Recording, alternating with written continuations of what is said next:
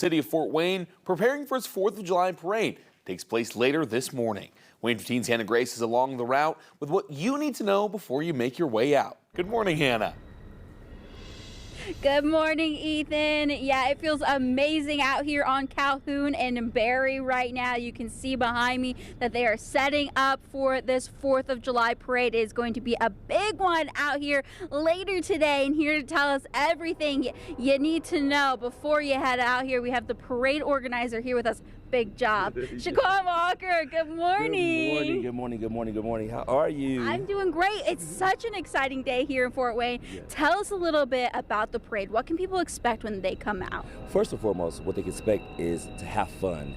I know it's going to be a little heat, so make sure you stay hydrated. But when you come out to have fun, we have a flyover from the 122nd. We have a actual live rendition of the national anthem. We have floats, we have balloons, we have trucks, we have candy, we have all kind of things just to celebrate America. Again, you know, regardless of how you feel, regardless of what you think, at the end of the day, we are all united because we're America, and we have the ability to freely think, to freely feel, to freely be because of 250 years ago.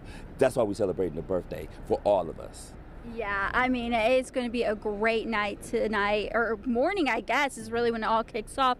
Tell me about, I know this is going to affect a lot of people, whether they're coming out, whether they want to avoid the area, road closures, things like that. What should people know about heading out this way? So heading out this way at about 8 o'clock, all the streets that's feeding into Calhoun, starting about around Oakdale, all the way down to Superior, will be blocked and closed. So find a detour, go around, because you will not be able to get through there until the conclusion of the parade. So for the stretch of Calhoun all the way down to Oakdale. Now the parade starts at Creighton, but we have to have that space to line up. So from the stretch of probably about Oakdale, or my alma mater, South Side, all the way down to Superior, the streets will be blocked off. Now the main streets of Jefferson and Washington won't be blocked off till really closer to like around 9 something.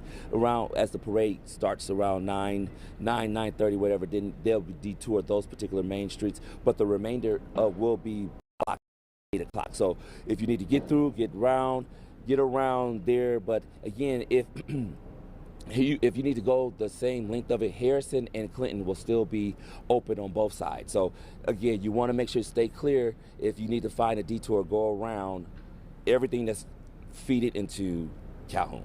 Okay, great information, and we'll have more for you later on in the show.